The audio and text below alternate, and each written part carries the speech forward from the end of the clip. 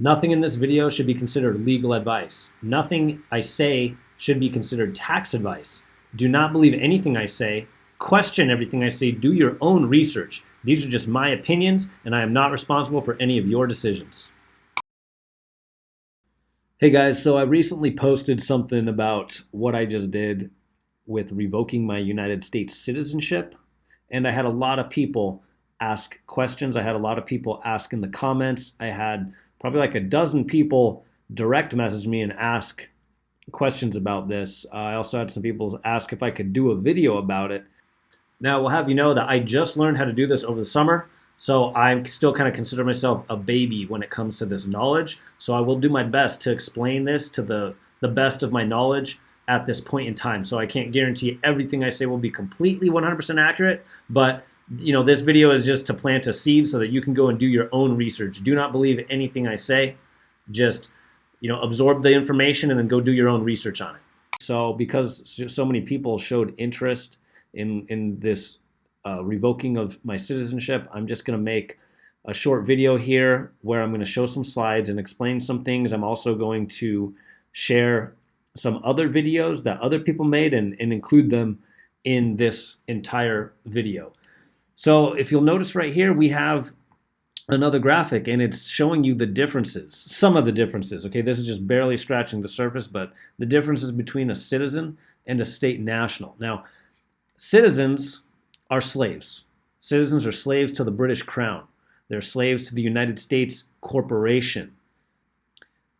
State nationals represent we the people of the constitutional republic.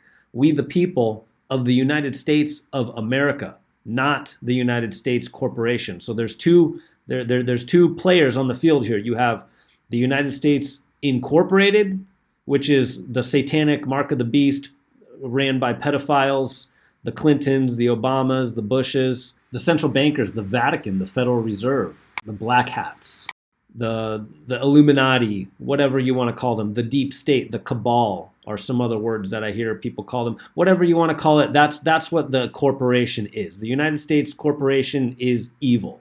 They are the ones that do all the human trafficking, the blood sacrifices. They finance both sides of every world war. It's the central bankers, the cabal, the deep state, whatever you want to call it. Now you have the state nationals.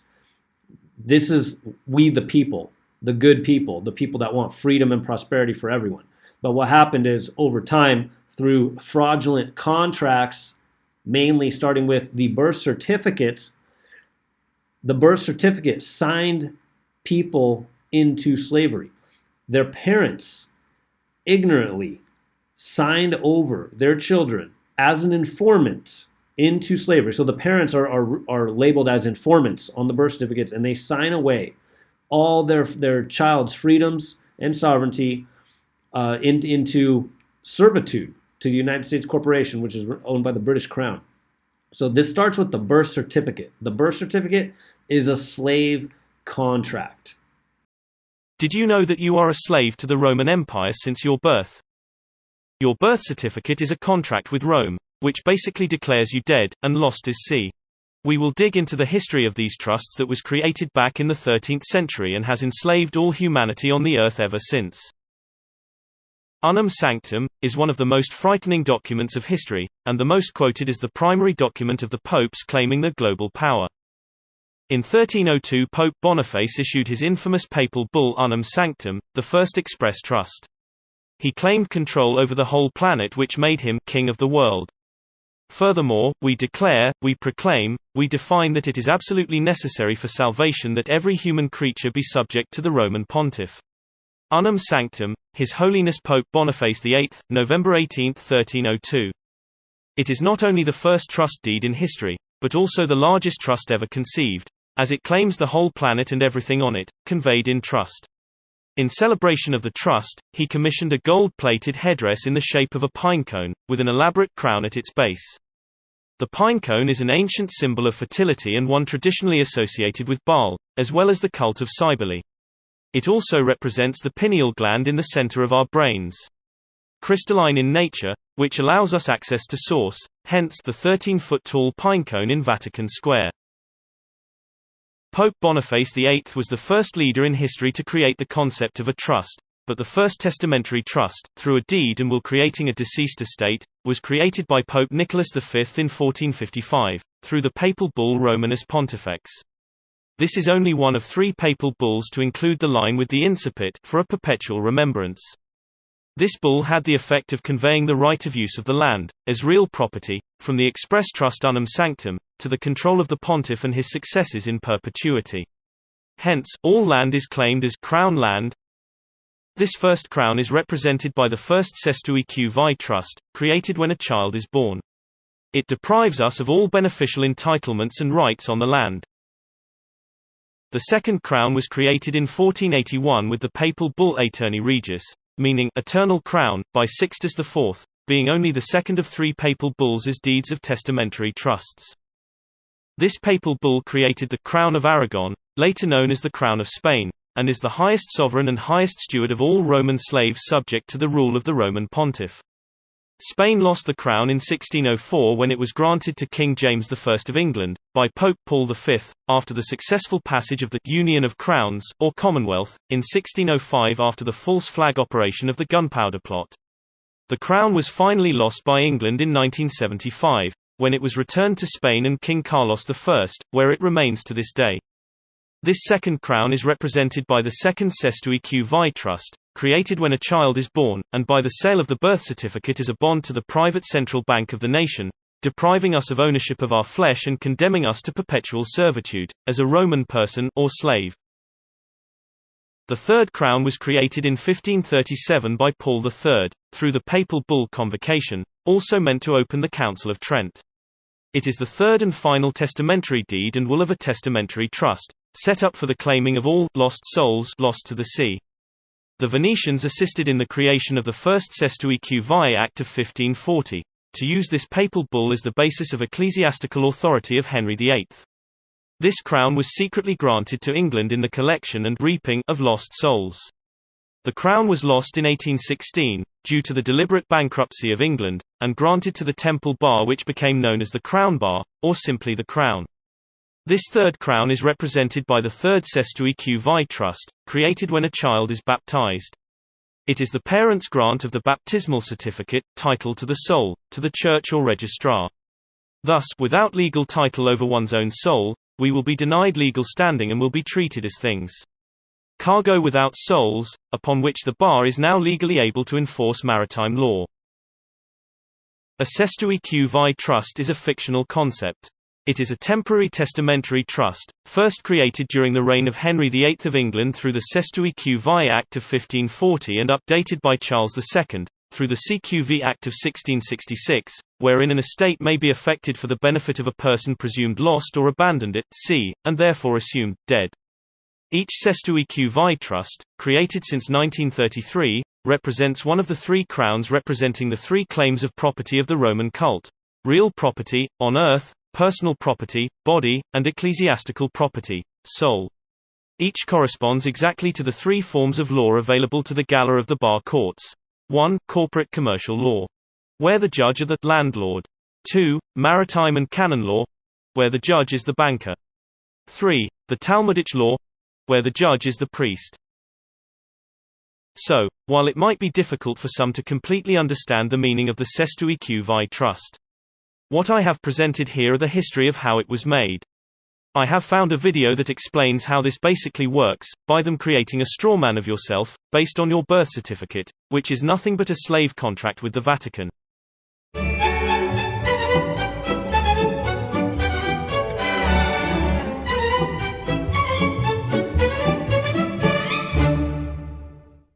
Ah, the government. It loves you and wants to keep you safe and well. It even wants to make paying taxes, fines, and court costs easier for you. How?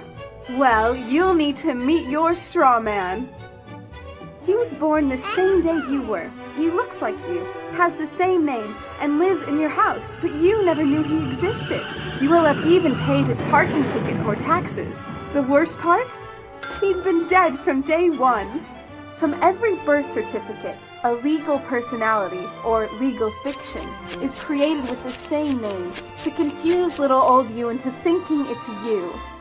So there is a human you and a paper you, or as it's commonly known, a straw man. So when it seems like government officials, court clerks, or the police are speaking English, they aren't. They're speaking legalese, designed to make you agree to verbal and written contracts without even knowing about it, all spun from Black's Law Dictionary. For example, when the police say, "Do you understand?" you'll say, "Yes." What they are really saying is, "Do you stand under our authority?" Oopsie-daisy, you just created a verbal contract with them. Oh, you clever government. Did you know that whenever you register something, you are handing over title to the person you register it with? That's right. Whenever you register something with the government, they assume it belongs to them. Registered your car? Super! Now you are the registered keeper of your vehicle, and the government can crush it when you don't pay your, straw man's taxes. Expecting a new bundle of joy? Well, then you need to register your little darling with a birth certificate. Then they can start the process all over again and create a new straw man for your little one. Isn't that great?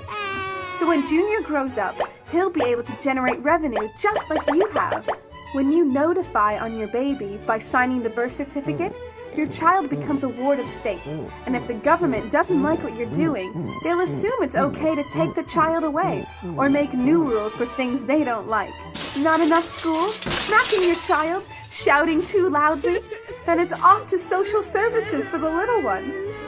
When you get a bill, it's sent to you but belongs to your straw man, not you. That's why bills, fines, and summons start with Mr., Mrs., or Ms. Sometimes you'll see your surname in capitals, just like on a gravestone. That's because your straw man is dead and just a silly piece of paper, created before you could comprehend or even consent to it. When you go to court, you represent your straw man, so you, the human, take on any costs, fees, taxes, and fines involved for the straw man. The human you doesn't even need to pay them. But you made a contract with the court by appearing on behalf of your legal personality or straw man, just like the government knew you would. Confused? Well, don't worry. The government doesn't want you to know anyway.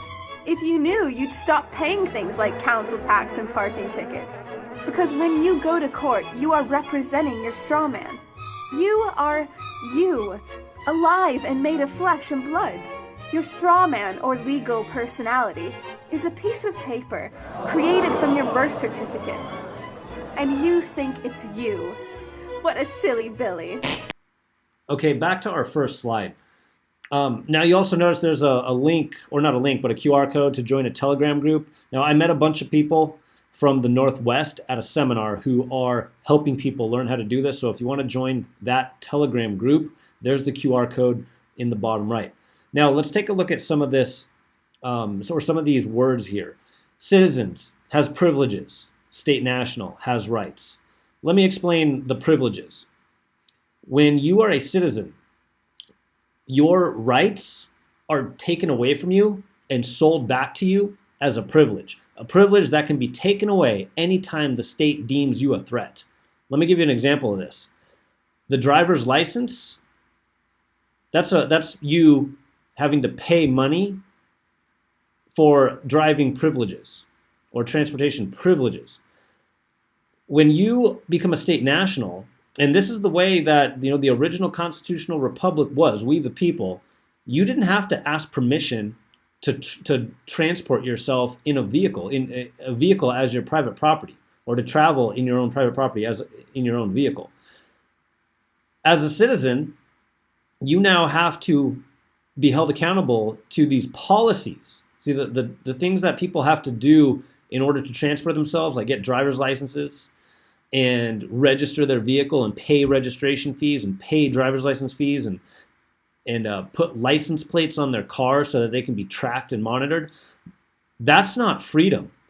Those are privileges that can be taken away anytime, and you have to keep paying money over and over again in order to keep those privileges. That's what the citizens are held accountable for. Now, as a state national, as long as you are not operating your automobile commercially, you don't have to have a driver's license. to travel in your vehicle as private property. And when I say commercially, I mean operating the vehicle in commerce. Like, for example, if you are getting paid or driving in the vehicle as part of your job, then that would be operating in commerce. So, for example, you're delivering pizzas, then you would need to have a license. If you are an ambulance driver, you would need to have a license.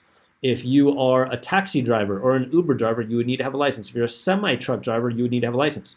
But as a state national, non-U.S. citizen, if you are just traveling in your automobile, which is your private property, you don't have to have a driver's license. And this is what it says in the law. You don't have to have a driver's license. You don't have to register your vehicle and pay those I call them extortion fees. You don't have to pay the extortion fees every year to get tags, and you don't have to have license plates. You can travel in private, and that is how the law is written. Now, a lot of the police officers don't always know this. They're not trained on this because they're just trained to collect money for the state. That's why they're trained to enforce policies of the state, the corporation. The state is the corporation. That's why they're called the police, because they enforce policies. Their job is to collect money for the state. It is all a fraud. So if you decide to do this stuff, if you decide to change your status and go from public into the private and drive around with no license plates, or travel around with no license plates. Driving is a commercial term. So again, if you're in your vehicle and you're not getting paid for it, or you're not hired to drive, then you're not technically driving, you're traveling, because driving is a term used to describe commercial use. Citizens are not a party to the Constitution. They have no constitutional rights. Citizens are all enslaved by the United States corporation. They have to abide by the policies, the codes, the statutes, and ordinances. They have no rights. The Constitution does not apply to citizens. As a state national, you are now a party to the Constitution. Citizen comes from if you break up the word citizen, city means municipal. Zen is a servant or a slave. So if you're a citizen, you're just a municipal servant or a municipal slave. A state national is a sovereign man, a living soul, a sovereign being. We the people. Sui juris. Sui juris means that you are able to govern yourself. Not sui juris, the corporation defines that as a minor, as a delinquent, or as someone who's not capable of thinking for themselves. Citizens are chattel property of the state. The birth certificates of the citizens is traded on Wall Street. They consider you a dead entity, a corporation. That's why the beginning of the word corporation starts with C-O-R-P, as in corpse, like a dead corpse. They consider you a dead entity. When they summon you to court, that's a satanic ritual. It's a seance. They're summoning the dead. And if you show up as a citizen, they believe that you're just some dead entity showing up. This is what the satanic cult believes. The judges in their court systems are all corrupt.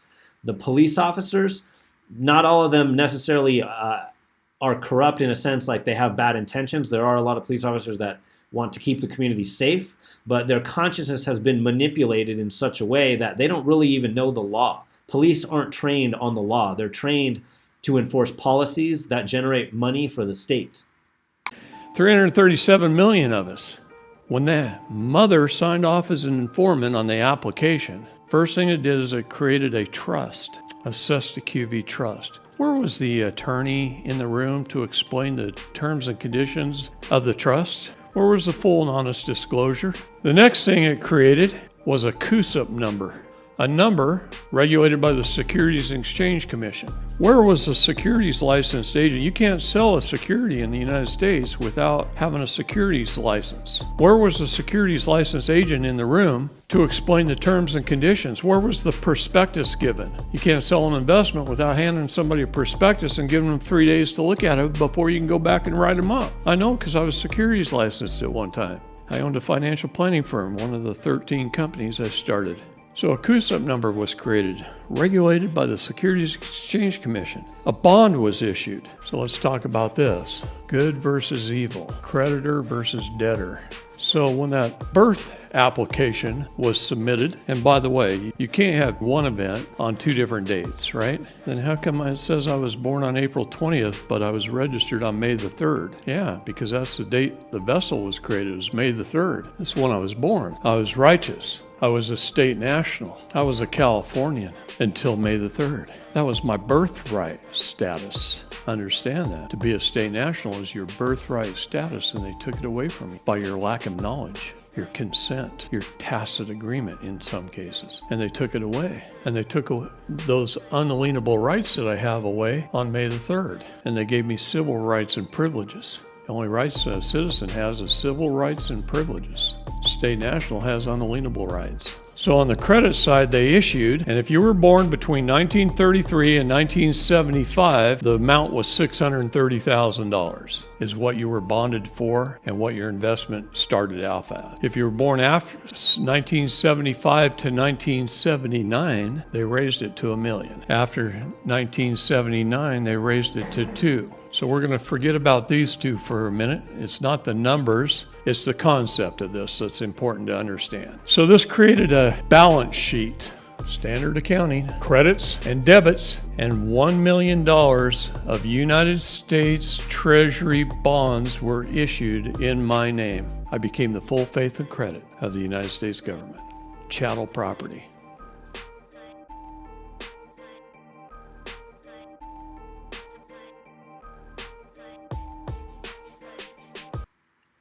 Now, that trust that the guy was just talking about in that video clip, each person's trust has just millions and millions and millions of dollars in it, and more money is added into it the more you participate in society and be a good little citizen, servant, slave. You know, every time you get some kind of traffic ticket, or you get a new degree, or you get a job and you pay taxes, and all these little events that take place throughout life. You get your first driver's license. More money is added into that trust. And then every time you get called to court and you get sentenced, or you get accused of something, and then they say, oh, now you committed a felony, or you committed a misdemeanor, or anything like that. The judges, the defense attorneys, they all get paid bonus money out of your trust. Also, too, the reason that the judges and all in the courts, they all dress in black and there's all this weird symbolism, it's because it's all satanic. It's all weird, like, word games they play. It's all a lot of symbolism and satanic rituals that happen in the courthouses. It's like a game. And that's why it's called a court, because, it's just like a basketball court. Basketball is a game. Well, they're playing a game when you go to court. And the game is rigged against people that don't understand the law, and it's rigged against people who are citizens. Because, again, citizens are not a party to the Constitution. But if you go into court and you know the law and you're not a citizen and you're a state national and you have all your legal documents in place, your affidavits, your deeds of reconveyances, your affidavit of non-corporate status that proves that you understand the law and you know that you have the right to self-determination of your status, you go in there armed with knowledge, they're not going to be able to mess with you the same way that they mess with the citizens. So this next slide I'm showing, this is the American State National Roadmap. Now, this whole process of revoking your citizenship, getting the new passports that represent your non-citizen status, going from public into private, all these things, not paying taxes, owning your land, owning your automobiles, all this stuff is a very long process that takes a long time to learn. So like I said, I just learned about this over the summer, and I'm just barely getting started. I'm like a baby at this knowledge. So you'll notice right here over to the left, it says number 1, prep, gain knowledge. Number 2 is take dominion over the land jurisdiction. And that says keep gaining knowledge and change your status. Now that's what I just did. I changed my status from a citizen to a state national. And the process of doing this took me about 3 months. I had to first recover my long-form birth certificate. Then I had to learn how to fill out all the legal documents, such as an affidavit of repudiation and revocation. Then I had to send that registered mail to the Secretary of the State. I had to wait for them to receive it. I had to use a green return receipt card, so that way they have to sign it and return it. After they do that, after I have the exact date that it was received and signed in Washington, D.C., I have to wait 21 more days. And as long as no one rebuts that affidavit of revocation, then I had to have 2 witnesses sign another affidavit that says it was non-rebutted. Then you have to fill out other documents, again, a deed of reconveyance, declaration of why I'm not a citizen, or a patent of nativity that proves your lineages, that you belong in the United States. All these documents I had to learn how to fill out. I had to learn legal jargon. I had to learn the different ways to sign documents. And then once I put this whole package together with all these legal documents, I had to take it to the courthouse, and I had to go to the recording clerk and have all these documents recorded into the legal system. Then after I did that, now I have officially revoked my citizenship. But I still need to go to the passport agency now and get the new passport and new passport card that reflects my new status as a non-US citizen, state national. Now, you can't just go to the regular post office and do this. You have to actually go to the passport agency. Like, I know a lot of citizens are used to just going to the post office and retaking your passport picture and getting it done at the post office. But when you do a status change and actually get the state national non-US citizen passports, you have to go to the passport agencies, which are like the big federal government buildings. There's one in San Francisco, there's one in Denver, Colorado, there's one in Seattle, Washington. Those are the ones around the West Coast. I know there's a bunch of others over on the East Coast.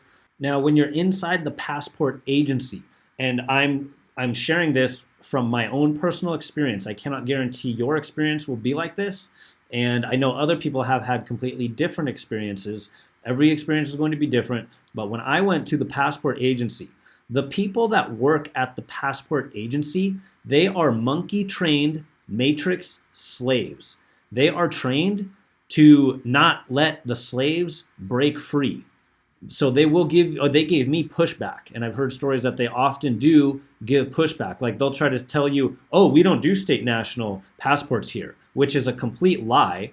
It actually, I had to pull out my passport application and show them on the application where it says that they do U.S. citizen or non-U.S. citizen state national passports. I had to pull up the application and use their own words against them.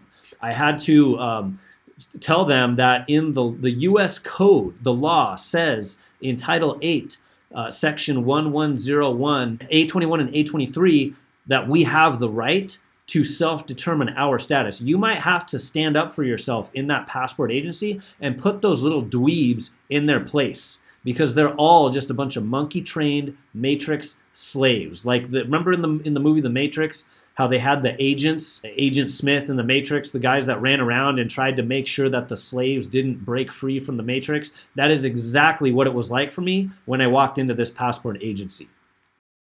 Okay, back to our state national roadmap. So that's the process of changing your status and getting the new non-US citizen passport. It'll probably take you 3 to 5 months, depending on how quickly you move. I did it in about 3 months. You download the DS11 form on your computer, so it printed out. Then you go to Copper Moonshine Stills and you fill it out exactly the way he tells you to fill it out. He's been helping people for 20 plus years and he keeps up to date. I trust him, so fill it out that way. Then you take that, go to Costco or wherever, get your 2 photos, your ID that's required, your pieces of ID, and you have it filled out so that it's filled out the way a state national is supposed to fill it out. Take your 2 pictures, take your ID that's required, take your affidavit with you, go to the agent who's going to issue you your passport. And you say this, and nothing but this. Here's my application properly filled out. Here's my 2 photographs, and here's my picture, my IDs that's required. And here is my affidavit that determines my status under Title 8, Section 1101, A 21 and 23, that I am a state national, recognized by the United States of America as a clean and proper status, as one of we the people. Please issue me a passport that reflects that status. And then you shut up. He's going to go get his supervisor. Okay, and the supervisor comes out. You say, well, I submitted my application properly filled out, my 2 photographs and my ID is required, and my affidavit of status that determines my status as a state national, accepted by the United States of America. Please issue me a passport that reflects that status, and then you shut up.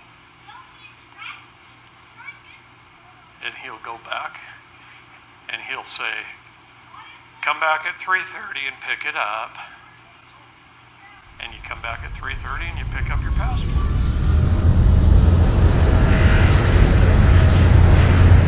Yes, you can.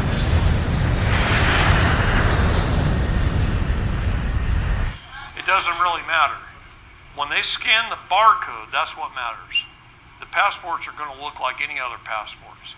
But when they scan the barcodes, if I scan it in mine in a police car, it'll say, do not stop, do not detain. Yes, you do. If you go, the post office is just a transfer station. Well, when you go to the post office and try and explain this, there's no way in heck they can explain it to Denver, which is where they send it. See, all they're doing is transferring it. If you lived in Texas, you could go to either Dallas or Houston. Yeah, but from Utah, you got to go to Denver, Seattle, or San Francisco. So, United States citizen is different than a state citizen. A state citizen has rights protected by the Bill of Rights. A United States citizen basically has equal protection under the law. You want equal protection? That guy's got a ball and chain. You want to be equal? There's a sense that it's equal. It doesn't say that it was good. So we're going to give you a ball and chain too. That way everybody's equal.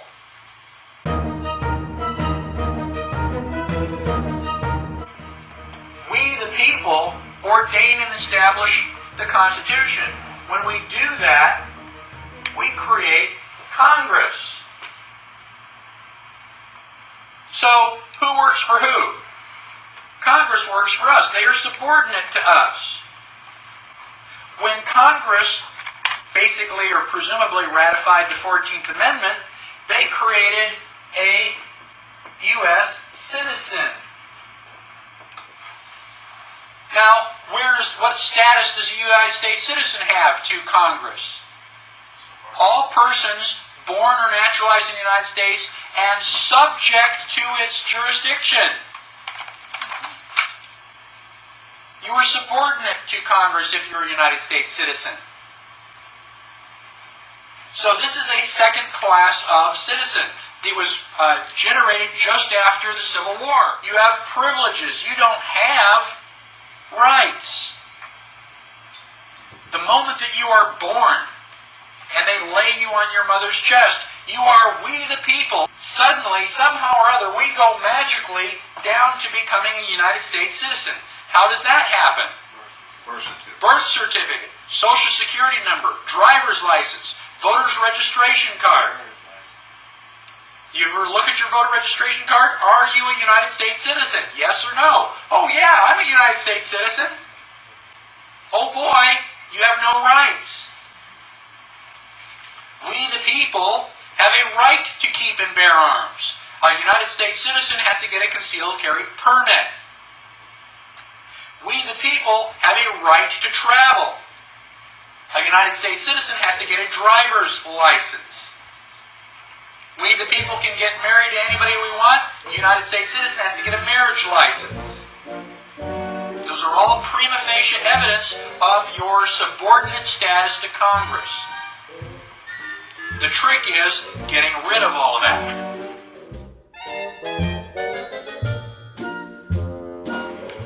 On my passport. I've reproduced what it says. It says the Secretary of State of the United States of America hereby requests all to whom it may concern to permit the citizen/national of the United States.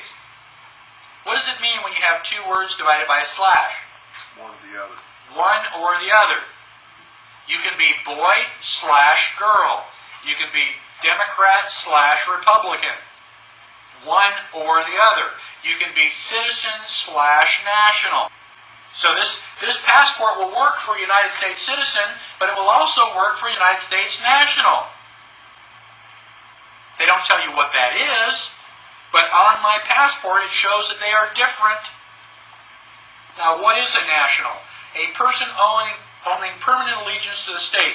The term national, as used in the phrase national of the United States, is broader than the term citizen. So if you are a national, it is a broader term than the word citizen. So it is possible for you to be a national and not be a United States citizen.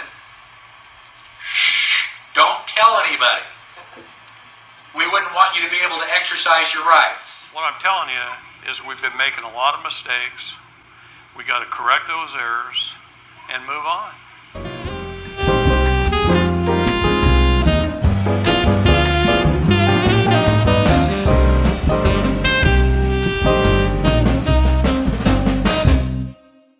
Number 4 is obtain your automobile's manufacturer statement or certificate of origin, also known as the MSO or MCO.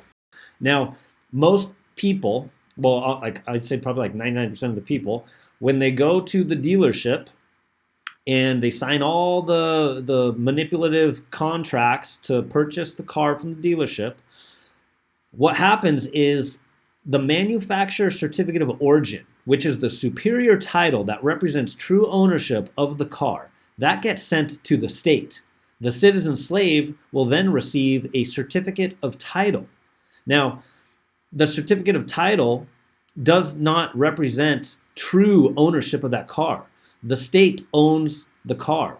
And as long as the state owns the car and you are a citizen, which is defined as an employee of the state, you are operating in commerce, and they will hold you accountable to having a driver's license. They will hold you accountable to registering your vehicle every year and paying money every year to do that. They will hold you accountable to having a driver's license plate, a license plate where they can track you and monitor you and you have no privacy.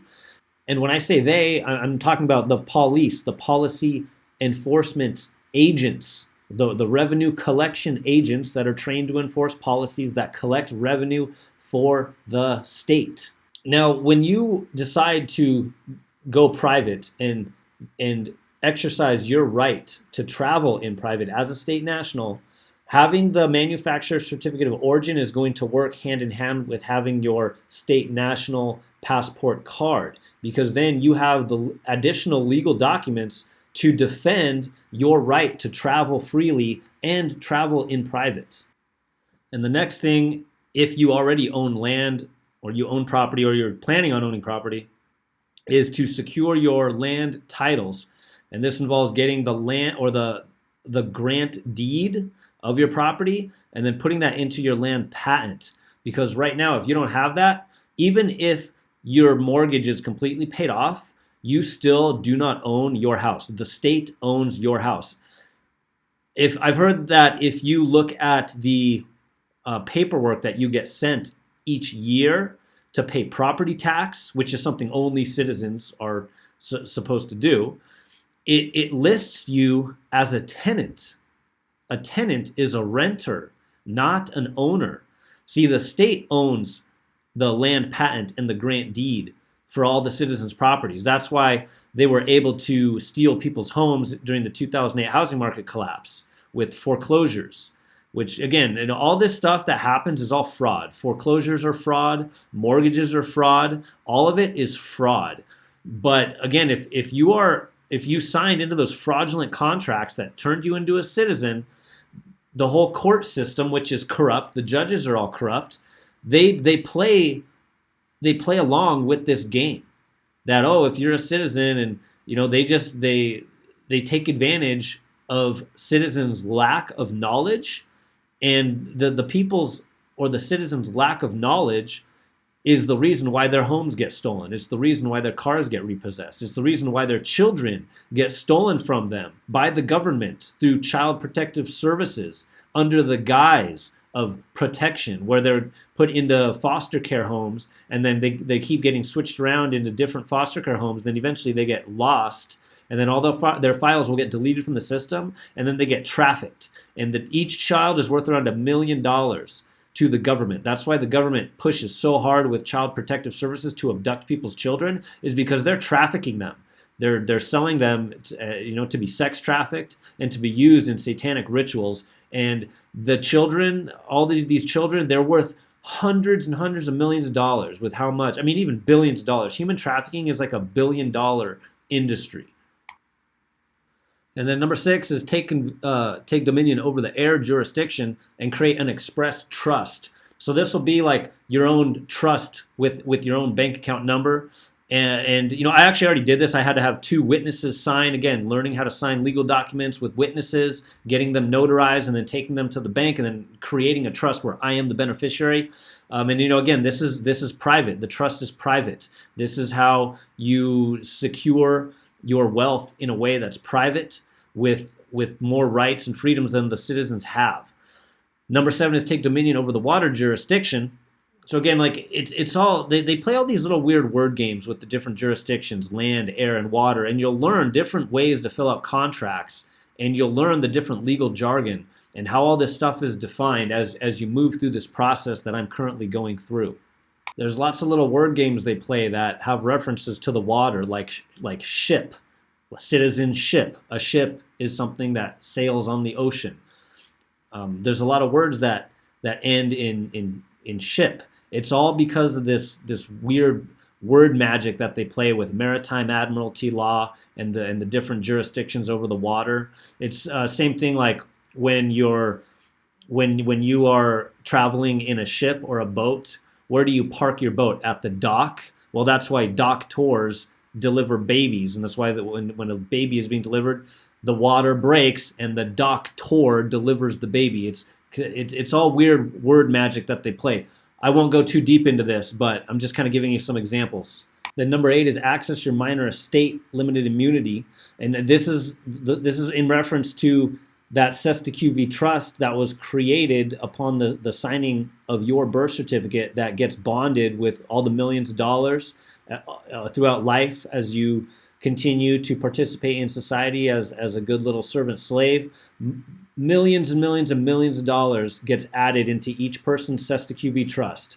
People are worth tens of millions of dollars, hundreds of millions of dollars. I've even heard stories of some people that accessed their minor estate and got access to that Cestiq trust because they are the beneficiary. They didn't even know it. The citizens don't know it. But I've even heard stories of people that had over $1 billion in their Cestiq trust. Okay, back to our first slide here, the citizen versus the state national. Again, in the bottom left, it says the citizens are actually a corporation. The big, really wealthy politicians, they all know this, and they kind of they manipulate the whole system to their advantage in many cases. Sometimes they even tell the people to their face in public events that they are corporations, and the people don't really seem to get it, because they lack knowledge. I'm going to show you an example of this. This is Mitt Romney, another deep state player that does not serve the best interests of the people. I'm going to show you a video clip of him actually telling the audience that they're all corporations, that the people are all corporations. Do I believe that Social Security should take no part in deficit reduction negotiations? Is that the question? It cannot add to the deficit. And the answer is this. Social Security, Medicare, and Medicaid account for about half of federal spending. A lie! Not the deficit! Just hold Not on. federal losing! A lie! About half of federal spending. And if we are ultimately, not just this year, but over the coming decades, going to be able to balance our budget and not spend more than we take in, we have to make sure that the promises we make in Social Security, Medicaid, and Medicare are promises we can keep. And there are various ways of doing that. One is we could raise taxes on people. That's not the way. Big time rich corporation. No, We can they're raise not. taxes on. Of course they are. Everything corporations earn ultimately goes to people. So this is why I revoked my citizenship and claimed my non-corporate status, because I am not a corporation. I am not a dead entity. I am not a slave or a servant to the United States Incorporated. I am a living soul. I am a man. I am a sovereign being, and I believe in freedom and prosperity for everyone. My political ideology is an anarchist, which comes from Greek. An, which means without, arche, or archon, means ruler. So an anarchist just means without rulers, or it means without masters. It means that I believe I can govern myself, and I believe that other people can govern themselves. I do not wish to control or enslave anyone, and I do not wish for anyone to control or enslave me. It's a very, very simple political ideology. It's the most simple, most peaceful one there is. So that's why I revoked my citizenship, and I'm no longer going to be doing things like registering my vehicle. I'm going to get the manufacturer certificate of origin for my vehicle, which I already have on order right now with a company that recovers the manufacturer's certificate of origin. There's a big movement right now of people changing their status to a state national and getting their manufacturer's certificate of origin. When I called the company to put in my order, they said that they're getting around 100 to 150 new orders per day of people that are wanting to recover the manufacturer's certificate of origin for their vehicle. In the seminars, they said that there is just millions of people now that have already revoked their citizenship and changed back to a state national. In the seminars, I've been learning that this movement is growing exponentially, and this is how we can peacefully return the United States of America back into a sovereign nation, back into a constitutional republic where people actually have rights and actually have freedom. And it starts with this process that I shared with you today of changing your status to a state national, and then understanding the law and getting the land patent, getting the manufacturer's certificate of origin for your vehicle, creating the express trusts. This is how we circumvent the mark of the beast slave matrix system that it talks about in the book of Revelation. This is how we circumvent the corrupt government. It's by using the law. It's by understanding the law. People will actually have to start reading and studying. People who don't read will suffer in their lack of knowledge. Right now I'm going to just read a quote from Edward Mendell House and what he had to say in a private meeting with Woodrow Wilson, president between 1913 and 1921, from the private papers of Woodrow Wilson. Quote, "Very soon, every American will be required to register their biological property in a national system designed to keep track of the people, and that will operate under the ancient system of pledging. By such methodology, we can compel people to submit to our agenda, which will affect our security as chargeback for our fiat paper currency. Every American will be forced to register or suffer not being able to work and earn a living. They will be our chattel, and we will hold the security interest over them forever by operation of law merchant under the scheme of secured transactions. Americans, by unknowingly or unwittingly delivered the bills of lading to us, will be rendered bankrupt and insolvent, forever to remain economic slaves through taxation secured by their pledges. They will be stripped of their rights and given commercial value, designated to keep us a profit that will be none the wiser. For not one man in a million could ever figure out our plans. And if by accident one or two would figure it out, we have in our arsenal plausible deniability. After all, this is the only logical way to fund government, by floating liens and debt to the registrants in the form of benefits and pledges. This will inevitably reap us huge profits beyond our wildest of expectations and leave every American a contributor to this fraud, which we will call social insurance. Without realizing it, every American will insure us for any loss we may incur, and in this manner, every American will unknowingly be our servant, however begrudgingly. The people will become helpless without any hope for their redemption, and we will employ the high office of the President as our dummy corporation to foment this plot against America. Having established plausible deniability, even if people become enlightened that they had a remedy and pursued it, the attorneys, judges, and legislators could claim that they did not understand the people's claims, especially if the technical requirements for achieving it were not followed pursuant to statutory requirements. Requiring the public schools to teach civics, government, and history classes out of federally approved, politically correct textbooks written by the publishing houses owned by the owners of the Federal Reserve would assure that the people would not discover the remedy for a long time, if ever. I would recommend that everyone read Fruit from a Poisonous Tree by Melvin Stamper, M-E-L-V-I-N, Stamper, S-T-A-M-P-E-R. That is Fruit from a Poisonous Tree. This is out of chapter 2 of Fruit from a Poisonous Tree. The other thing I'm going to talk about last is taxes, income tax, because this is something that people always ask about. And there's no law that says you are required to pay income tax. And I'm going to show you a video to support that claim right now. And that's how I'm going to end this with this last video. IRS agent, CPA, fraud examiner. She was working for the IRS. She was on the fast track to success there. She was doing very well, had received numerous awards for all of the work she did, and she realized that there is no law and that the biggest fraud was the IRS.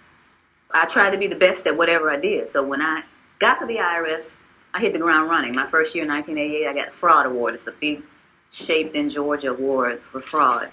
But I got numerous awards, and my biggest one is from the IRS commissioner himself. Back in 1995, it was Fred T. Goldberg. One of the things that I wanted to tip you off on as far as what the IRS does, before I get into the story, they had, I don't know what they're doing now, but they had what's called a Market Segment Specialization Program, or MSSP. They would take different market segments, like ministers, and try to figure out how much money you were underreporting. Let's take beauticians, for example. I'm going to audit her beauty shop. She owns the shop and she has some people working there.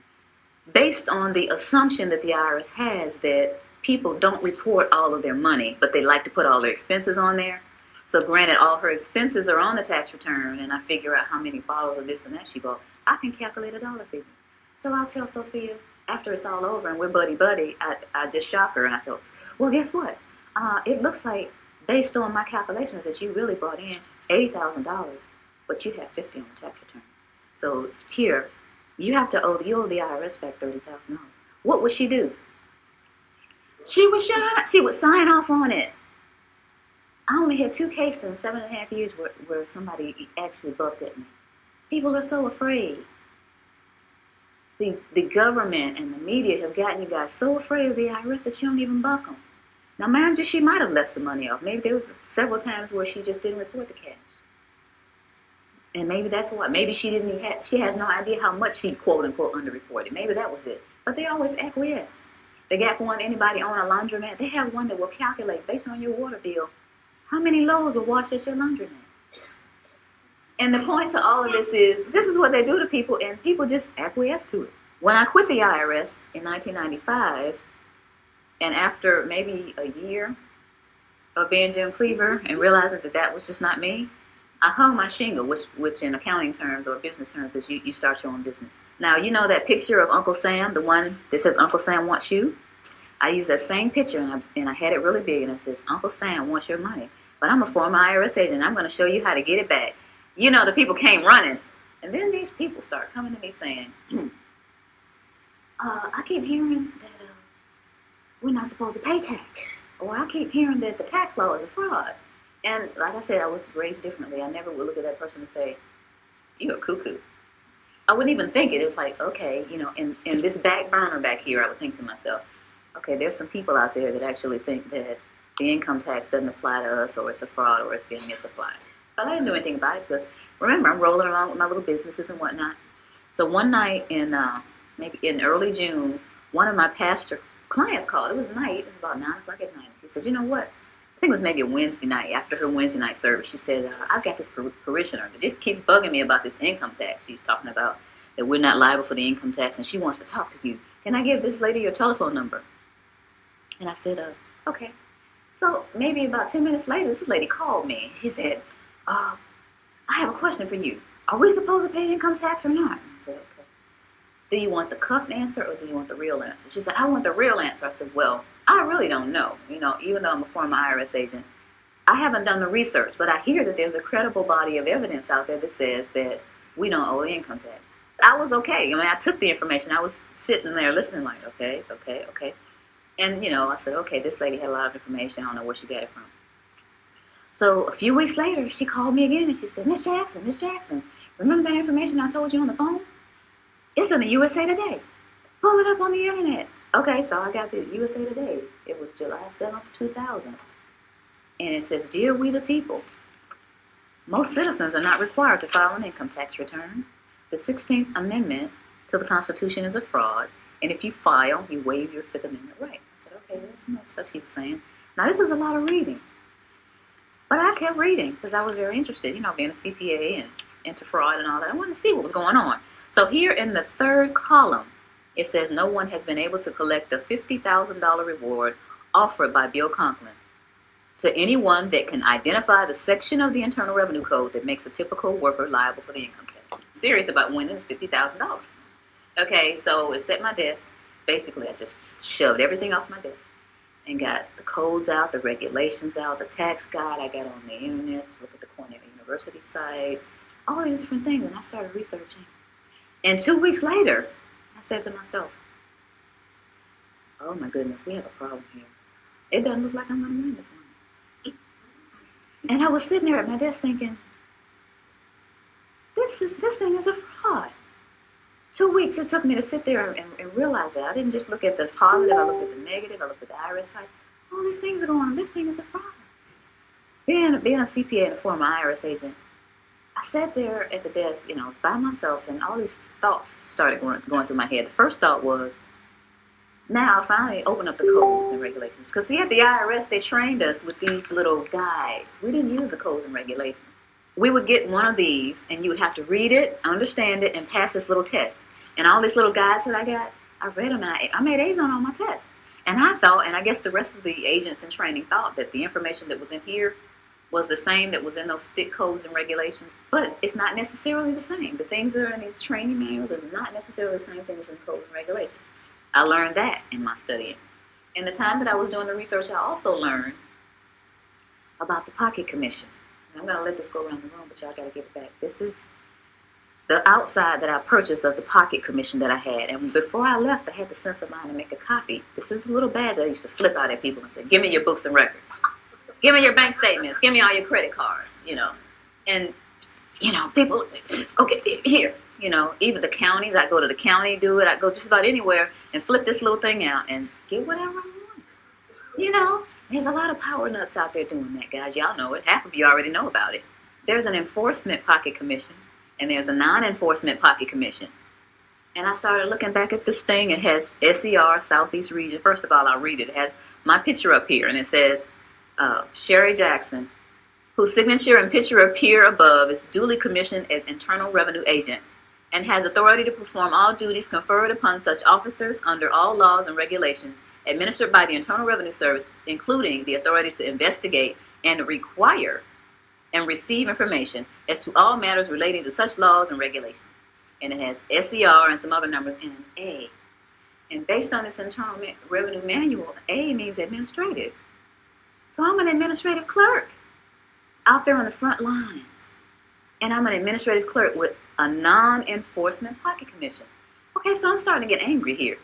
Starting to think about all that. I had to take bribes and get little tape recorders taped to my body and the little microphones on me and going to take bribes from people.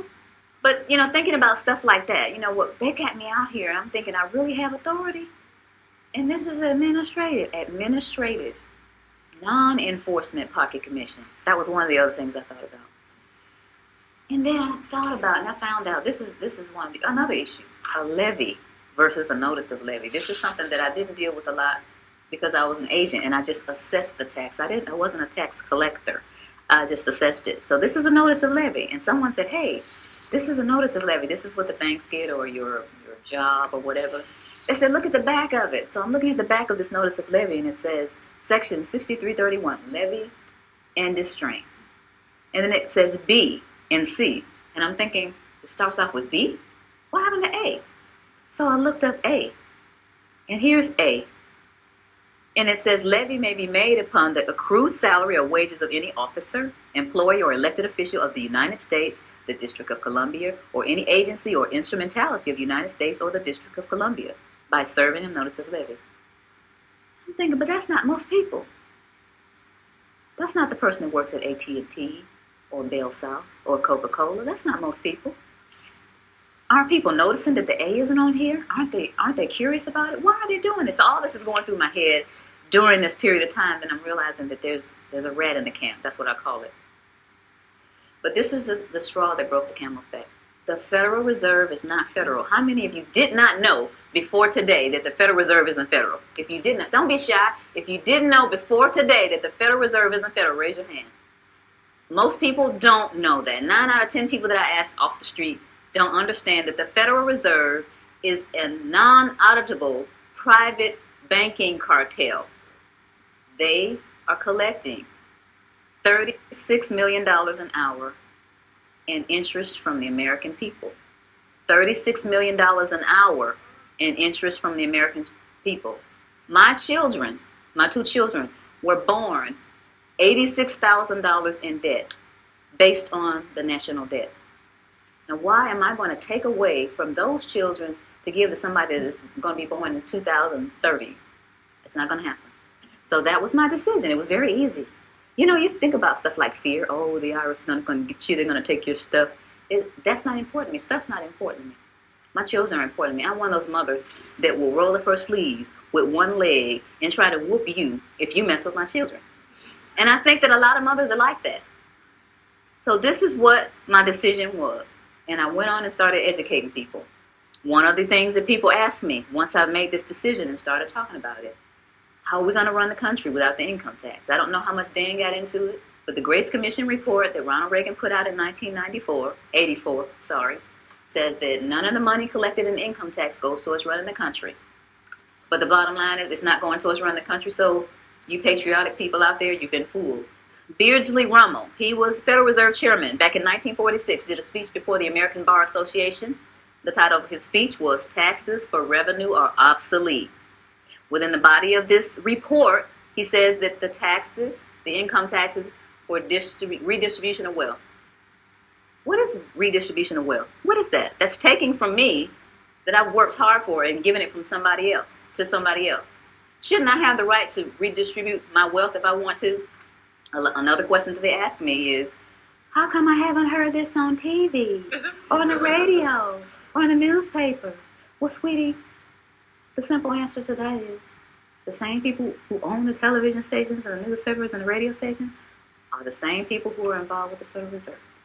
And here is a little statement that says that it only requires 5% ownership to significantly influence the media. Rockefeller is one of the original shareholders of the Federal Reserve.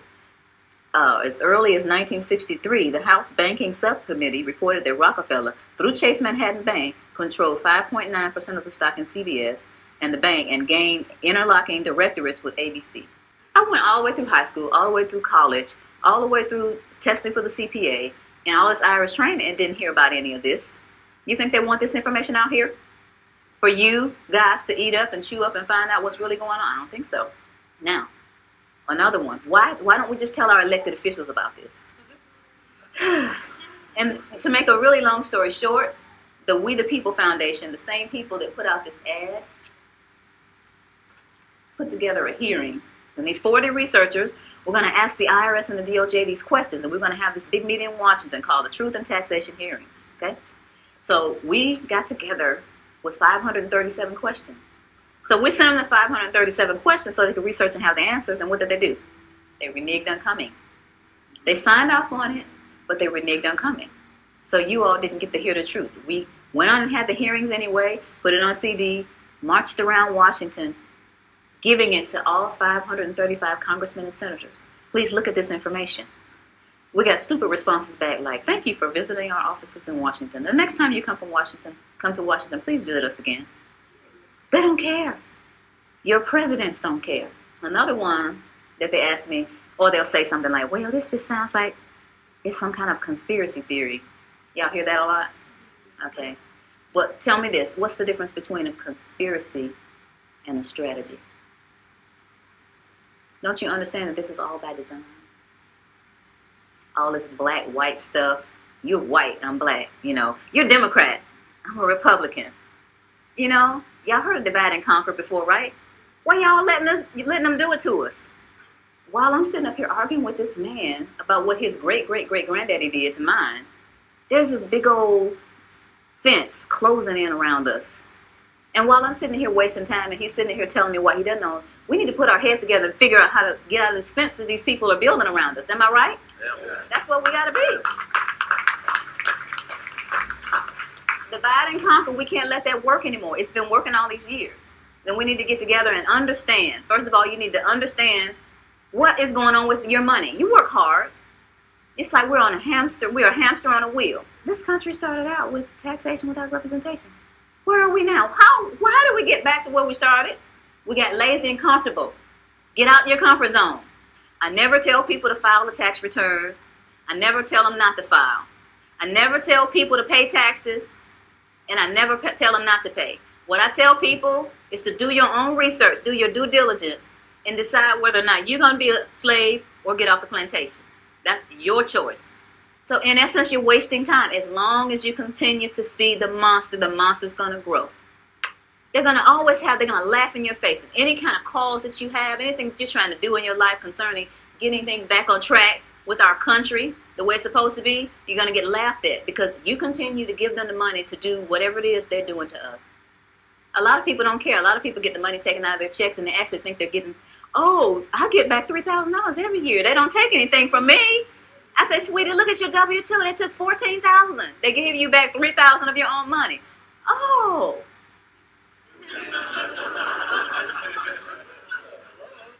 But the point is, if each of us understands where we are, who we are, and tries to do something about it, then we're going to get somewhere. This is a great country, but it's off track. And who's going to get it back on track? Yeah. Thank you. Thank you all.